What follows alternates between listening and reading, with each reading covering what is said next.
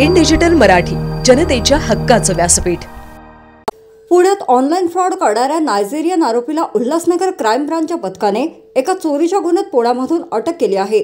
त्याच्याकडून जवळपास 80,000 रुपयांचा मुद्देमाल हस्तगत केला आहे। सध्या चोरट्यांनी डिजिटल युगात चोरी करण्यासाठी ऑनलाईन फ्रॉड हा नवीन मार्ग शोधलाय।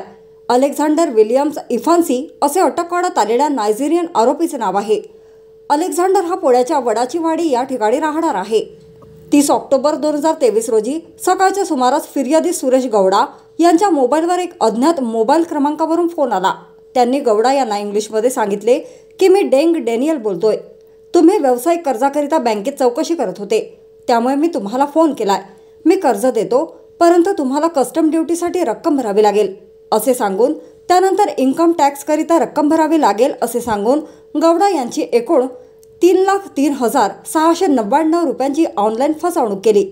याबाबतची तक्रार बदलापूर पोलीस ठाण्यात दाखल करण्यात आली होती। या गुन्ह्याचा समांतर तपास करताना उल्हासनगर गुन्हे शाखेचे पोलीस हवालदार चंद्रकांत पाटील आणि सतीश सपकाळे यांनी तांत्रिक विश्लेषणाच्या आधारे आरोपी अलेक्झांडरची माहिती काढली। या माहितीच्या आधारे पोलीस उपनिरीक्षक श्याम रसाळ, सतीश सपकाळे, चंद्रकांत पाटील, योगेश वाघ यांनी पुणे येथील वडाचीवाडी येथे लपून बसलेल्या अलेक्झांडर याला ताब्यात घेतले। त्याच्याकडून लॅपटॉप, 2 मोबाईल, 3 ATM कार्ड जप्त करण्यात आले आहेत।